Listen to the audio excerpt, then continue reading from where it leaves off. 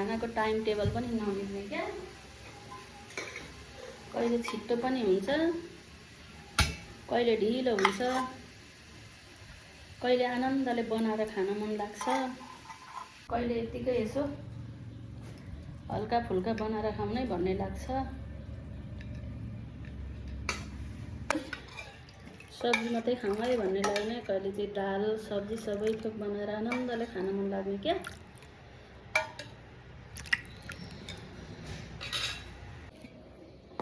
यो चाहिँ मुलाको अचार, यस्तो अमिलो र मिठो भएको छ नि मुलाको अचार।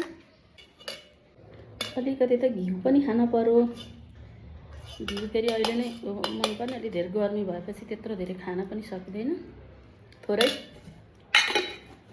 मेरो चाहिँ खाना रेडी भयो। मुलाको अचार, भात, घिउ, साग, मुलाको सलाद अनि दाल, तड्कावाला दाल है त। ल खाना खाएँ ल मैले। अब खाना खाएर फेरि यसो चुनाव लागेको छ अलिअलि यसो हल्का फुल्का।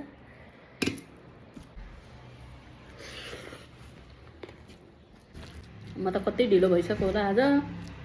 भनेको त त्यत्रो ढिलो भएको त रहेछ, खाना त कति छिटै पाकिगएछ।